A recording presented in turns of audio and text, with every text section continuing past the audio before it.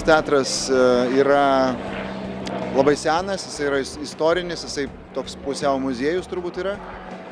Ir čia negalima naudoti nei originalioje versijoje spektaklėje lyja lietus, dega ugnis, ta prasme jie neleido čia naudoti tų visų specialiųjų, tai vadinkime, efektų, kurie irgi yra pakankamai svarbus. Tai spektaklis buvo sutrumpintas labiau į tos paliktos tekstinės dalis negu veiksmo, nes šito festivalio sumanymas, aš taip suprantu, yra būtent parodyti Šekspyrą įvairiomis kalbomis atliekama ir aišku, yra didžiulė garbė užbaigti šitą festivalį, tai čia Nekrošiaus, ko gero, didžiulis įvertinimas. Suvaidinti jį čia yra viena iš dviejų svarbių vietų, kuriuose turėtų būti suvaidintas Hamletas, tai mes jau esam suvaidinę Danijoje Elsinoro pily, čia jau prieš kokią 10 metų turbūt daugiau buvo.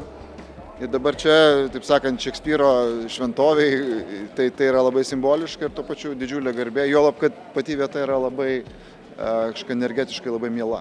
Tai čia kažkaip geras jausmas. Nekrošiaus apskritai teatras yra labiau paremtas veiksmu, negu, aišku, tekstas vaidina labai didelę rolę, bet iš principo jisai vaizdiniais, režisūriniais sprendimais garsus. Tai manau, kad mums yra tekę vaidinti visiškai be vertimo Suomijoje, man atrodo. Tai žiūrovai, tiesą sakant, nepasigendo vertimo. Jisai spektaklį priėmė puikiai, nes jį galima žiūrėti kaip besikeičiančius kažkokius paveiksliukus, kurie juda ir gauti kažkokį tai emocinį tą peną savo.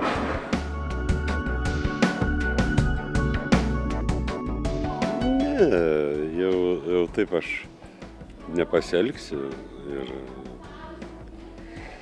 kai Andrius pasakys stop, tai ir bus stop, reiškia, ir daugiau nebedirbsim ir nebevaidinsim. Bet jis dar pakankamai jaunas yra ir Hamletai vaidinasi beveik iki 60 metų. Yra Rusijoje, pavyzdžiui, ar ypač rytų šalyse, kur labai jau savo gražių metų dar nori būti į Hamletą.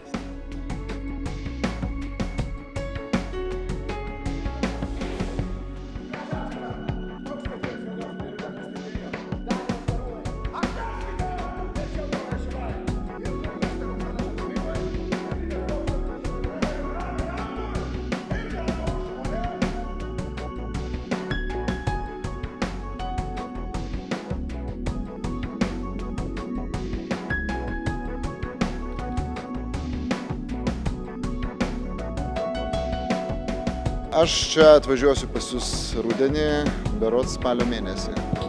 Tai aš manau, tai bus, aišku, kažkokia turbūt irgi puikiai vieta kaip šita, tiksliai dabar nežinau kur, bet aišku, kad aš labai laukiu irgi koncertų, kad jie būna ypatingi tenai už Lietuvos ribų, visada ypatingi, nes žmonės nori to tokio jausmo, su kuriuo jie gyveno kažkada gyvendami Lietuvoje.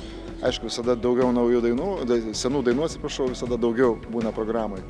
Tai tas koncertas būna 2 valandos Lietuvos teritorija, toj vietoj būna.